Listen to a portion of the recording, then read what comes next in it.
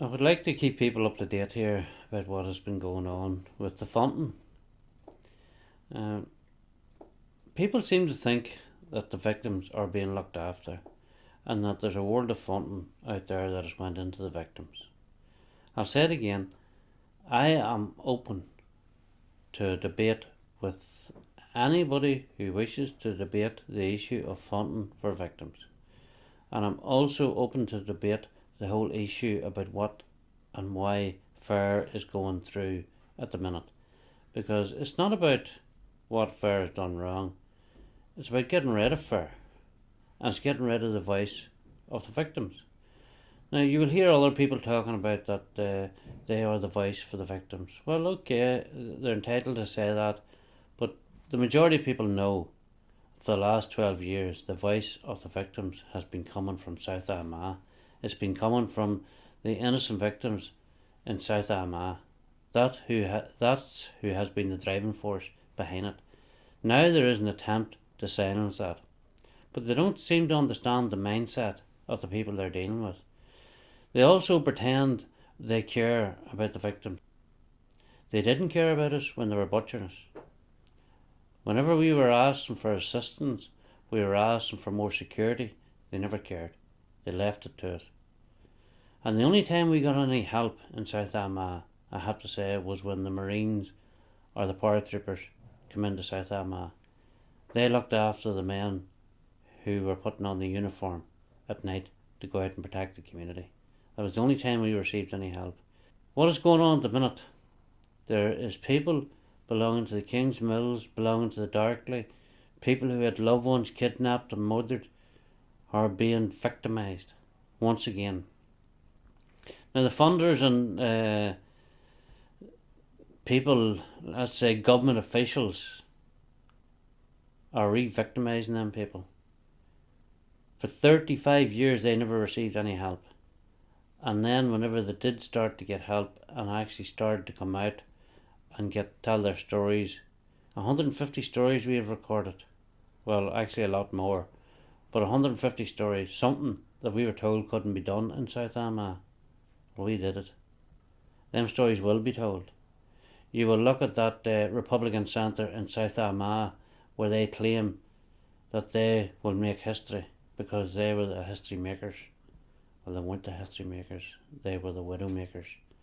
And we will not sit back, and the widows will not sit back and allow them to demonise their loved ones.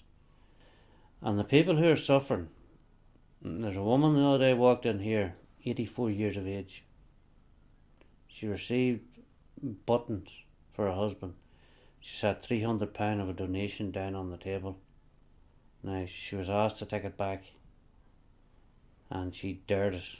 She dared us to ask her to take it back again, because she said the only help she received in 35 years was the help that was given to her from Fair. And whenever she needed assistance in the middle of the night, it was people from Fair who went to her. It wasn't people from any of these other organisations. People have ridden on the backs of victims and the victims' cause. People have made money off it, but not the victims. And they'll tell you about the money. They'll even tell you about the money that's went into Fair, about we're one of the biggest groups that, we are the biggest group, but that doesn't come into it whenever it comes to dealing with the people.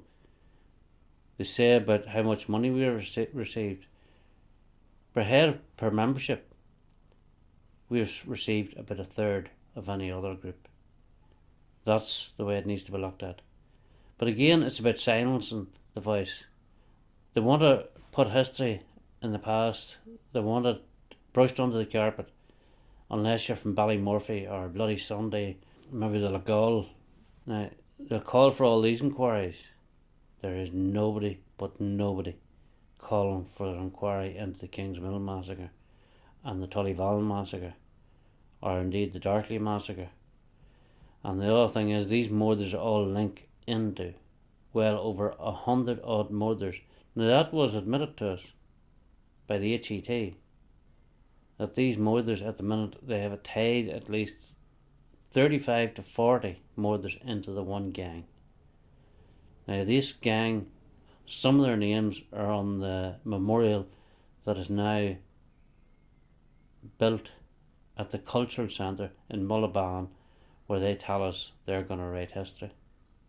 These are the people who butchered our community. Now, when is our people going to wake up?